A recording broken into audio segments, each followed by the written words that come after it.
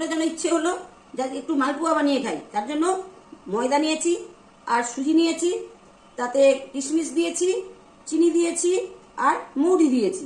এই দিয়ে সুন্দর করে ফেটিয়ে নিয়েছি, মানে 1 ঘন্টা এগুলো ভিজিয়ে রেখেছি। যে সেটা আর আপনাদেরকে দেখানো হলো না, কিন্তু মুখ দিয়ে বলে দিলাম। ইচ্ছে হয়েছে বলে আজকে তৈরি করে নিচ্ছি, কিন্তু বেঁচে গেলেও কোনো ক্ষতি নেই, ফ্রিজ আছে, কোন মধ্যে রেখে দেবো। আর আমাকে তো দেখতেই পাচ্ছেন এত বেশি গরম, গরমের মধ্যে এলো আর ঝেলো। আর রান্না করবার সময় তখন খাওয়ার সময় কোনো ব্যাপার না, এলো ঝেলো হলেও কিছু হবে না। আমার রান্নাটাকেই না দেখবেন, আমাকে ধরে দেখবেন। যাই হোক, অনেক কথাই বললাম, তেল গরম হয়ে গেছে। এখন আমি একটা একটা করে মালপোয়া ভাজি খাওয়ানোর জন্য। ছেলেও এসে যাবে অফিস থেকে, এসে জিজ্ঞেস করবে কি করছো মা। আর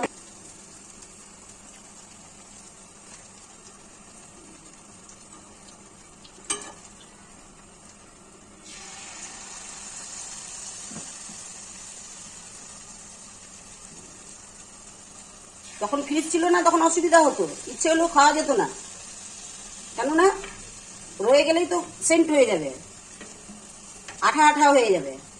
এখন তো সেগুলো অসুবিধা নেই, কারোই ঘরে নেই, আমার ঘরে বলতে নাই, কারোই ঘরে নেই। প্রত্যেকেরই ঘরে আজকাল ফ্রিজ রয়েছে, যখন যা পারবে মানুষে বানিয়ে খেতে পারবে।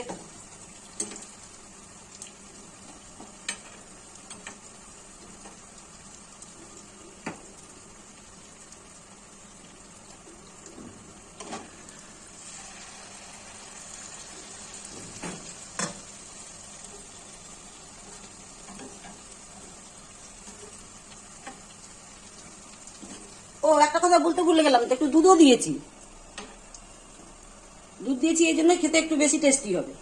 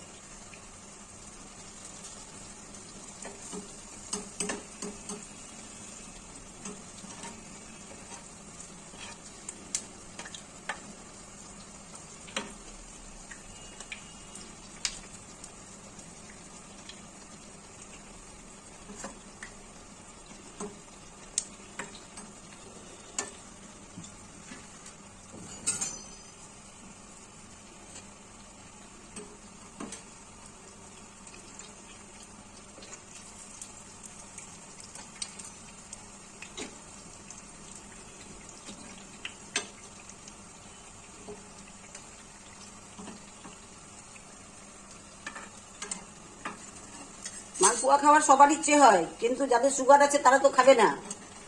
তারা একটুখানি বিনা মিষ্টি দিয়েই বানিয়ে খেতে পারে, বা সুগার ফ্রি দিয়ে খেতে পারে, যদি শখ হয়ে থাকে।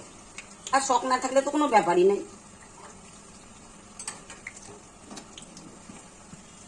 ঠাকুর তো আবার সব রকম দিয়েছে না, পয়সা দিয়েছে তো খাবারটাই কম করে দিয়েছে, যে খাস না ভাই, পয়সাই খা, পয়সাই দেখ, দেখে দেখে মন ভরা।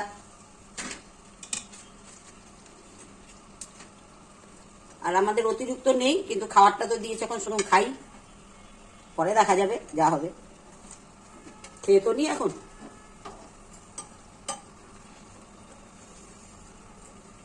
মরে তো আর মানুষ জন্ম নেবো না, তাই জন্য ভাবছি একটু খেয়েই, তাই না? আমার শাশুড়ি একদম গরম তেল ঢেলে দিয়েছে।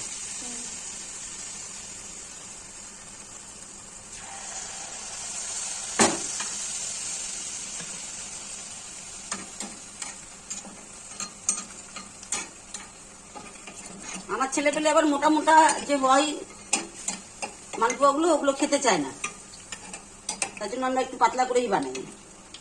মোটা হলেই খাবে না, বলুন কি এত মোটা মোটা ভারী ভারী কেন বানিয়েছে। আমাদের একটু ঝামেলা আছে ছেলেপেলেকে নিয়ে। সবই খায়, এটা না যে খায় না, কিন্তু ওই মালপোয়াটা মোটা মোটা খাবে না।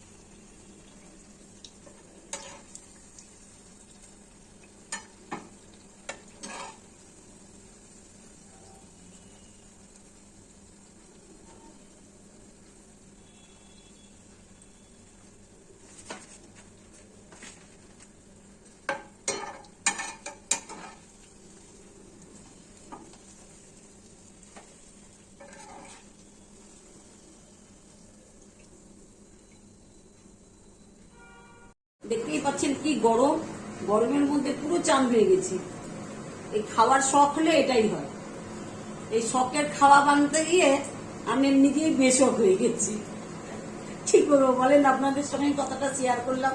এটা আমার করার কোনো প্রশ্নই ছিল না, কিন্তু ভাবলাম যে আপনাদেরকে বলে আমিও একটু আনন্দ নিই, আপনারাও একটু আনন্দ নেন, তার জন্যই বলা, আর কিছুই না।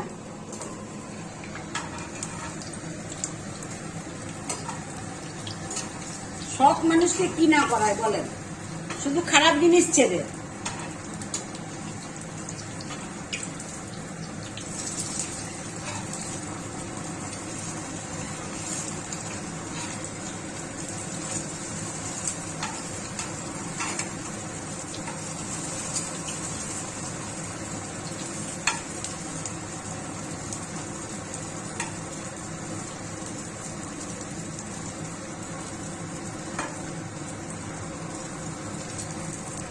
আরো কয়েকটা রয়েছে বানাবার, ভাবলাম বৌমাকে বলছি এবার তুমি বানাও, আমি গরমে চান হয়ে গেছি। বলে ঠিক আছে, আমি এই কথা করে নি, তবে আমি বানাচ্ছি। এখন একদম চান করতে হবে, চান না করলে থাকা যাবে না। আজ তো ভিজে গেছি একদম। আর প্রচন্ড গরমও পড়েছে, এটাও হচ্ছে ব্যাপার। আর উনুনের কাছে থাকলে তো গরম বেশি লাগেই, আর খেতে গেলে তো একটু এরকম হতেই হবে।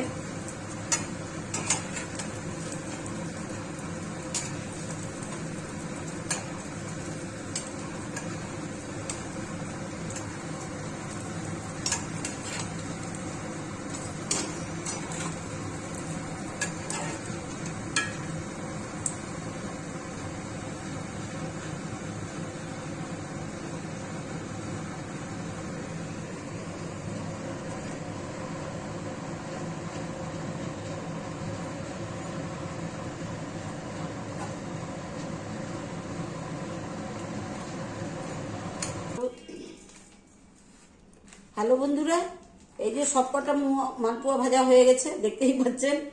ভূতের মতো চেহারা আমার এখন, একদম ভীষণ গরমে ঘেমে চপচপে হয়ে গেছি। এখন এই আপনাদের সামনে এই ভিডিওটা শেষ করি, আমি এখনই বাথরুমে চলে যাবো স্নান করতে। তার জন্য ভিডিওটাতে দেখতেই পেলেন কি কি দিলাম, সবকিছুই বললাম। আপনারাও ভেজে খাবেন এই গরমের মধ্যে, একবার ভালোই লাগবে, তারপর আর বানাবেন না। এরপর আরো বেশি গরম পড়ে যাবে, তারপর আম হয়ে যাবে, এই জন্য খাওয়ানোর দরকার নাই। লাইক করবেন, শেয়ার করবেন, সাবস্ক্রাইব করবেন, কমেন্ট করবেন, সাথে থাকবেন, এগিয়ে যাওয়ার চেষ্টা করবেন। নমস্কার।